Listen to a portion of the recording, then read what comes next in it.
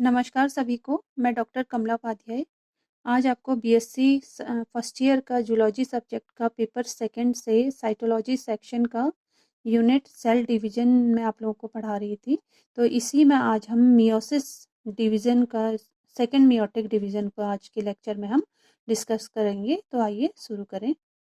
Students, हमने इसके पहले वाले वीडियो में हमने मियोसिस 1 के स्टेज को कंप्लीट कर लिया था और टीलोकाइनेसिस एंड साइटोकाइनेसिस के बाद हमने देखा था कि जो सेल है वो इंटरकाइनेसिस की स्टेज में जाएगी और कुछ स्पीशीज़ में ये इंटरकाइनेसिस की स्टेज जो है वो बहुत छोटी होगी और एनिमल्स के केस में क्योंकि ये गैमेटोजेनेसिस की प्रोसेस के दौरान मियोसिस होती है, तो जो सेकेंडरी स्पर्मेटोसाइट बनेगा या सेकेंडरी oocyte बनेगा, उस स्टेज को हम कहेंगे इंटरकाइनेसिस की स्टेज। इंटरकाइनेसिस एक्चुअल में क्या है? ये एक तरह से इंटरफेज है, जिसमें इंटरफेज में जब सेल साइकिल होती है तो इंटरफेस के दौरान डीएनए रेप्लिकेट होता है। लेकिन मियोटिक 2 के पहले जो इंटरफेस की जो स्टेज आएगी जिसे हम इंटरकाइनेसिस कह रहे हैं, इसमें सिंथेसिस फेज बिल्कुल नहीं होगा। ठीक है, तो सेल अपनी बाकी की जो उसकी नीड्स हैं उसे अपना इकट्ठा करेगी, यानी कि फिर से जो सेल का साइज जो है थोड़ा सा बड़ा हो जाएगा और जो भी उसको डिवीजन के लिए सेल डिवाइड करने के लिए उसको जो भी नीड्स हैं वो फुलफिल करेगी। इसके अलावा उसमें कोई भी किसी भी तरह का सिंथेसिस फेज नहीं होता है। और मियोटिक 2 की जो डिवीजन है जिसे कि हम होमोटिपिक डिवीजन भी कहते हैं या जिसे हम सेकेंड मियोटिक डिवीजन भी कहते हैं, वो बिल्कुल जो है माइटोसिस की तरह होती है। यानी कि माइटोसिस में जिस तरह से डिफरेंट फेजेस होती हैं, उसमें जिस तरह से क्रोमोसोम्स का मूवमेंट होता है, उसी तरह से सेकेंड मियोटिक डिवीजन के दौरान भी इसमें सेल के अंदर चेंजेस आते हैं। तो सबसे पहले हम देखेंगे प्रोफेज 2 की स्टेज, क्योंकि ये मियोटिक 2 डिवीजन है तो यहाँ की जो प्रोफेज होगी उसे हम कहेंगे प्रोफेज 2। तो प्रोफेज 2 के साथ में क्या हो रहा है, देखिए सबसे पहले सेंट्रियोल जो है वो डिवाइड होगा और इसके डिवाइड होने के बाद 2 डॉटर सेंट्रियोल बन जाएंगे। ठीक है, और ये जो सेंट्रियोल्स हैं ये अपने ऑपोजिट पोल की ओर माइग्रेट करते हैं। साथ ही माइक्रोट्यूब्यूल भी जो है स्पिंडल के साथ में ये अरेंज हो जाएंगे। स्पिंडल के साथ में कहने का मतलब है कि जो माइक्रोट्यूब्यूल्स है वो एज ए स्पिंडल फाइबर ये अरेंज हो जाएंगे अपने अपने पोल पे। ठीक है, सेंट्रियोल के साथ में। और साथ ही जो न्यूक्लियर मेम्ब्रेन है इसके साथ ही न्यूक्लियोलस भी डिसअपेयर हो जाता है, यानी कि ये भी गायब हो जाएंगे और जो क्रोमोसोम्स हैं वो थोड़े से शॉर्ट हो जाएंगे और हाईली कंडेंस होने के बाद थिक हो जाएंगे, जिसकी वजह से अब उनके डिफरेंट शेप्स दिखाई देने शुरू होते हैं। इस फिगर में आप देख सकते हैं कि जो क्रोमोसोम्स हैं वो शॉर्टनिंग ऑफ क्रोमोसोम आपको दिखाई दे रहा है, साथ ही क्रोमोसोम थिक होने के बाद उनका स्ट्रक्चर भी आपको दिखाई दे रहा है। न्यूक्लियर मेम्ब्रेन, न्यूक्लियोलस और अदर जो सेल ऑर्गेनेल्स हैं वो यहाँ पे कम्प्लीटली डिसअपेयर हो गए हैं और साथ ही जो सेंट्रोमेयर है ये भी डिवाइड होके वापस अपने अपने पोल की ओर इस स्टेज में प्रोफेज 2 की स्टेज में ये मूव करने लगता है। और इसके बाद की जो नेक्स्ट स्टेज है उसे हम कहेंगे मेटाफेज 2। मेटाफेज 2 की स्टेज के दौरान जो क्रोमोसोम्स है वो इक्वेटर पे अरेंज हो जाते हैं। ठीक है, आपको दिखाई दे रहा है लॉन्गिट्यूडिनली ये अरेंज हो गए हैं। साथ ही जो इनका सेंट्रोमियर है वो डिवाइड हो जाता है और इसी के साथ में आपको दिखाई दे रहे हैं कि जो सिस्टर क्रोमैटिड्स हैं वो आपस में जुड़े हुए हैं। और माइक्रोट्यूब्यूल जो है ये सेंट्रोमियर के काइनेटोकोर, हर एक काइनेटोकोर के साथ में, हर एक काइनेटोकोर की फाइबर के साथ में ये जुड़ चुके होते हैं और जो क्रोमोसोम्स हैं ये अपने अपने पोल की ओर खींचने के लिए इस टाइम पे रेडी हो जाते हैं, यानी कि डिवाइड होने के लिए रेडी हो जाते हैं। इस फिगर में आपको मेटाफेज की स्टेज में जैसा क्रोमोसोम दिखाई देता है और किस तरह से वो इक्वेटर पे अरेंज हुआ रहता है वो आपको दिखाया गया है।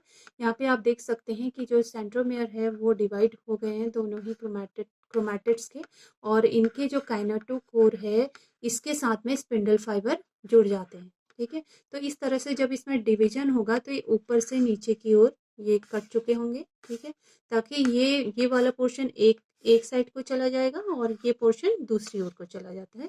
तो ये स्टेज हम कहेंगे मेटाफेज स्टेज। तो स्टूडेंट मेटाफेज की स्टेज के बारे में मैंने आपको बता दिया, तो आप यहाँ से अपने नोट्स अपने लिख सकते हैं। इसके बाद की जो नेक्स्ट स्टेज है उसे हम कहेंगे एनाफेज 2। तो एनाफेज 2 के दौरान जो डॉटर क्रोमोसोम्स हैं वो अपने अपने पोल की ओर मूव करने लगती हैं, और ये मूवमेंट जो है जो माइक्रोट्यूब्यूल है उनके शॉर्टनिंग की वजह से, यानी कि उनका अपने इक्वेटर की ओर अपने पोल की ओर खींचने की वजह से ये क्रोमोसोम आपस में डिवाइड हो जाते हैं। तो ये एनाफेज की स्टेज में होता है। यहाँ पे आपको एनाफेज 2 की स्टेज में आपको दिखाया गया है कि किस तरह से जो सिस्टर क्रोमैटिड्स हैं वो आपस में ये डिवाइड हो गए हैं और अपने अपने पोल की ओर मूव करते हैं। इस फिगर में आप देख सकते हैं ये एनाफेज 2 की स्टेज है। इसमें आपको जो क्रोमोसोम्स हैं वो अपने अपने पोल की ओर मूव करते हुए दिखाई दे रहे हैं। स्टूडेंट्स, एनाफेज 2 की स्टेज के बाद की जो नेक्स्ट स्टेज है उसे कहेंगे टीलोफेज 2। तो टीलोफेज 2 के दौरान जो क्रोमैटिड्स हैं वो अपने अपने पोल की ओर माइग्रेट कर चुके होते हैं, पहुंच चुके होते हैं। उस स्टेज में आप उन्हें कहेंगे क्रोमोसोम्स। और इसके बाद जो है एंडोप्लाज्मिक रेटिकुलम ये न्यूक्लियर एनवेलप बना लेता है क्रोमोसोम्स के चारों ओर। इसके साथ ही साथ न्यूक्लियोलस रीअपेयर हो जाता है, क्योंकि राइबोसोमल डीएनए या आरडीएनए जो है वो राइबोसोमल सॉरी आरएनए को वो बना देता है, जिसकी वजह से या राइबोसोमल आरएनए का सिंथेसिस हो जाता है, जिसकी वजह से वो न्यूक्लियोलस को फिर से उसको सिंथेसाइज कर देता है, यानी कि न्यूक्लियोलस बन जाता है टीलोफेज की स्टेज में। तो मैंने क्या बताया कि कौन कौन सी चीज़ें इसमें बन जाएंगी। एक तो जो क्रोमैटिड्स हैं वो अपने पोल की ओर माइग्रेट हो जाएंगे और उस टाइम उसके बाद उनको क्रोमोसोम्स कहेंगे। इसके साथ ही एंडोप्लाज्मिक रेटिकुलम जो है न्यूक्लियर एनवलप बना लेगा इसके चारों ओर से, और साथ ही साथ जो न्यूक्लियोलस है वो फिर से रीअपेयर हो जाएगा। ये फिर से बन जाएगा क्योंकि जो राइबोसोमल आरएनए है वो बन चुका होता है और वो वापस न्यूक्लियोलस को बना देता है। तो इस तरह से जो है टीलोफेज की स्टेज कंप्लीट होती है। यहाँ पे आपको टीलोफेज 2 की स्टेज आपको दिखाई गई है। इसमें आप देख सकते हैं कि किस तरह से क्रोमैटिड्स अपने अपने पोल की ओर माइग्रेट कर चुके हैं। इस स्टेज में आपको जो सेल है उसके चारों ओर से एक ग्रूव भी बनना आपको दिखाई दे रहा है, ठीक है। तो इसका मतलब है कि यहाँ से अब जो साइटोकाइनेसिस की स्टेज है वो भी स्टार्ट हो चुकी है, यानी कि जो साइटोप्लाज्म है उसका भी डिवीजन यहाँ पे शुरू हो चुका होता है टीलोफेज 2 की स्टेज पे। सो स्टूडेंट, साइटोकाइनेसिस के बाद फाइनली 2 सेल्स बन जाती हैं और उनमें हैप्लॉइड नंबर ऑफ क्रोमोसोम्स होता है। तो इस तरह से जो टोटल नंबर ऑफ इसमें सेल्स बनेंगी वो 4 हैप्लॉइड डॉटर सेल्स बनती हैं, और यही जो है गैमेट्स बनाएंगी। और ये जो गैमेट्स होंगे आप इनमें देख रहे हैं कि जो गैमेट्स हैं उसमें काफ़ी क्रोमोसोम्स में आपको वेरिएशंस दिखाई दे रहे हैं। तो इस वजह से जो नेक्स्ट जो प्रोजेनी होगी उसमें वेरिएशन होने के चांसेस बहुत ज़्यादा रहते हैं, और साथ ही साथ जो जीनोम का जो नंबर है वो इस डिवीजन के द्वारा सेक्सुअली रिप्रोड्यूसिंग एनिमल्स में वो मेंटेन रहता है। स्टूडेंट्स, आपको यहाँ पे मियोसिस 1 एंड मियोसिस 2 की जो डिफरेंसेस हैं या जो इनमें साइटोप्लाज्मिक इवेंट्स होते हैं वो आपको यहाँ पे एक साथ दिखाए गए हैं। तो आप इससे इनका डिफरेंस आप आसानी से समझ सकते हैं। तो मियोसिस 1 के दौरान हमने देखा था कि जब सेल डिवाइड होती है तो पेरेंट सेल में हमेशा 2n नंबर ऑफ क्रोमोसोम होते हैं, ठीक है। तो वही आगे जाके n नंबर ऑफ क्रोमोसोम में वो कन्वर्ट होते हैं डॉटर सेल्स में।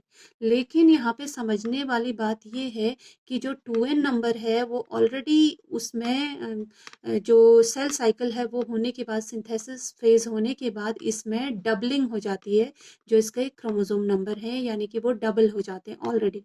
जीनोम जस्ट डबल हो जाता है, जैसे 2 था तो वो 4 में कन्वर्ट हो गया।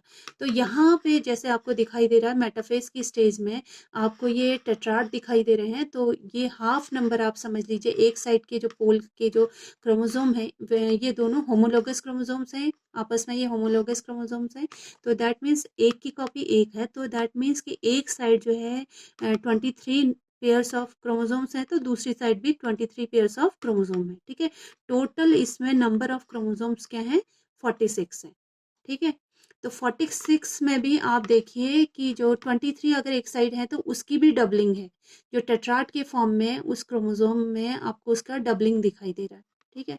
तो आप देखिए कि जो ये क्रोमोसोम्स हैं, बताया था मैंने आपको कि इस स्टेज में ये बिल्कुल independent law of independent assortment को ये शो करते हैं, यानी कि क्रोमोसोम्स अपने अपने तरह से ये किसी भी तरह से ये असॉर्ट कर सकते हैं, आपस में मिक्सअप हो सकते हैं और इंडिपेंडेंटली ये अपने नेक्स्ट जो भी आप आगे इनको क्रॉसिंग ओवर करना है या जो भी आगे नेक्स्ट बनेंगे, तो इसी स्टेज में ये जो है मेंडल्स लॉ को ये फॉलो करते हैं।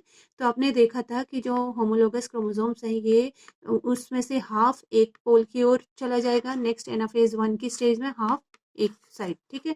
तो इस तरह से जो दोनों ही पोल हैं उधर दोनों ही ओर जो है टेट्राड मूव कर रहे हैं। लेकिन अगर आप यहाँ पे देखें मियोसिस 2 की स्टेज में जब आप देखेंगे प्रोफेज 1 देखिए, इसमें आपको टेट्राड दिखाई दे रहा है जो कि डॉटर सेल में जब ये एन नंबर में कन्वर्ट होगी, ठीक है। तो यानी कि ये 23 पेयर्स हैं। 23 में भी आपको उसकी डबलिंग दिखाई दे रही है, देखिए 23 में भी डबलिंग है, ठीक है, क्रोमोसोम्स की। अब यहाँ पे आप देखेंगे ये क्रोमोसोम फिर आपको मेटाफेज की स्टेज में जैसा कि मैंने बताया कि जो मियोसिस 2 की स्टेज है ये बिल्कुल माइटोसिस की तरह का है, तो प्रोफेज की स्टेज में आपको इस तरह का आपको दिखाई दे रहा है। अब देखिए कि मेटाफेज 1 में किस तरह से जो ये क्रोमोसोम्स थे इक्वेटर पे अरेंज थे, और यहाँ भी आप देखिए किस तरह से ये लॉन्गिट्यूडिनली अरेंज है। तो इनमें क्या है, ऊपर वाले में आपने देखा कि जो होमोलोगस क्रोमोसोम्स थे वो एक होमोलोगस क्रोमोसोम जो पेयर है उसमें से एक टेट्राड एक साइड चला गया है, एक पोल की ओर चला गया, दूसरा दूसरे पोल की ओर। लेकिन यहाँ पे टेट्राड का भी फिर से डिवीजन हो रहा है, देखिए ये बात गौर करने वाली है। आप देखिए कि हर एक जो है इनका सेंट्रोमेयर भी यहाँ पे डिवाइड होता है, और इस तरह से ये क्रोमैटिड्स जो हैं सिस्टर क्रोमैटिड्स जो हैं ये दूसरी ओर ये मूव करने लगते हैं, ठीक है। तो देखिए, और जबकि उसमें आपको टेट्राड मूव करते हुए दिखाई दे रहे हैं, और यहाँ पे आपको दिखाई दे रहे हैं सिस्टर क्रोमैटिड्स। तो ये इन दोनों में ये डिफरेंस है मियोसिस 1 में एंड मियोसिस 2 में। तो आपको इसमें कंफ्यूज होने की ज़रूरत नहीं है, ठीक है। सिर्फ आपको समझना होगा कि जो जीनोम है वो ऑलरेडी डबल हो चुका होता है प्रोफेज 1 के दौरान, और जबकि यहाँ पे ऑलरेडी हैप्लॉइड नंबर है, हैप्लॉइड में भी उसकी कॉपी होती है, जिस वजह से ये आगे जाके, क्योंकि यहाँ पे सिंथेसिस फेज नहीं है, और ये सिंथेसिस ऑलरेडी जो मियोसिस 1 की स्टेज के होने के पहले सेल साइकिल के दौरान ये डबलिंग हो चुकी होती है। तो इस तरह से मियोसिस 2 की प्रोसेस के बाद लास्टली जो गैमेट्स बनेंगे उनमें n नंबर ऑफ क्रोमोसोम्स रहते हैं। तो मैं आशा करती हूँ कि आपको ये क्लियर हो गया होगा मियोसिस 2 में क्या डिफरेंस है एंड मियोसिस 1 में क्या डिफरेंस है। और इसके साथ ही आज का ये टॉपिक यहीं पे ख़त्म होता है, और आप लोग अपने अच्छे-अच्छे नोट्स बनाइए, और कोरोना से अपने आप को बचाइए और अपनी फैमिली को भी बचाइए, और फिजिकल डिस्टेंसिंग रखिए, जिससे कि सभी प्रोटेक्टेड रहें, खुश रहें। Thank you.